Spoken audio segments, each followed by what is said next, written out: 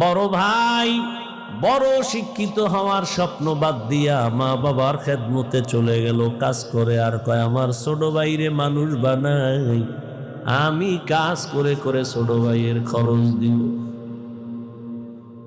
ছোট ভাইরে কষ্ট করে করে মানুষ বানাইছে, কিন্তু বহু ছোট ভাই বড় ভাই মানুষ হইতে পারে না, শিক্ষিত না হয় ছোট ভাইরে বানাইছে। ছোট ভাই এখন চাকরি করে, বড় ভাইয়ের খবর নেয় না। নাই ঈদের সময় এখন বিয়ে করি না, কত আনন্দ, চাকরি করে, টাকার অভাব নাই।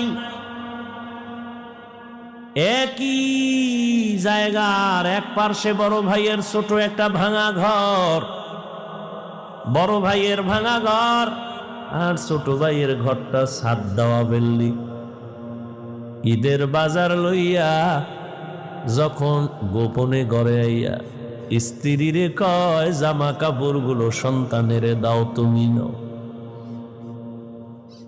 বড় ভাই তো জানালা দিয়া তাকায় দেখছে ছোট ভাই আসছে, কিন্তু বড় ভাই রে জিগায় না। বাচ্চা রেখে আর কন্ট্রোলে রাখা যায়? ও দৌড় দিছে, কাকা আছে।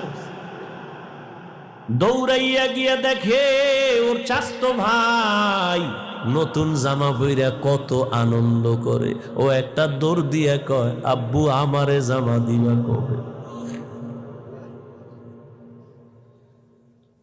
বাবা এই কথা শুই না চোখের পানি ছেড়ে কান্না করে,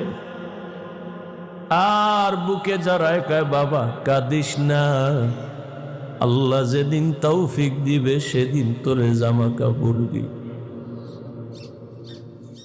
এমন নিমক হারাম বড় বাইরে জিগায় না, কোনো খোঁজ খবর নেয় না, কিন্তু বড় ভাই বাবার সমতুল্য,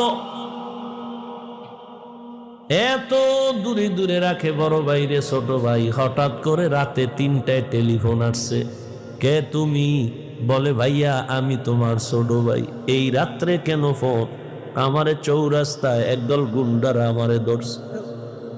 বড় ভাই কাঁচা ঘুমের মধ্যে একটা লাফ দিয়ে দৌড় দিছে, আয় দাঁড়া আমি আসতেছি। বড় ভাই কষ্টের কথা মনে রাখে না, একটা দৌড় দিয়া সামনে গিয়া এভাবে হাত বের করে বুকটা দিয়া কয় যত মার মারতে চাও আমারে মার, আমার ছোট ভাইয়ের গায়ে হাত দিবি না। কারণ ওর প্রস্রাব আমি গায়ে লাগাইছি, ওর প্রস্রাব আমি গায়ে লাগাই ওরে বড় বানাইছি, না খাইয়া ওরে খাওয়াইছি, আমারে মার।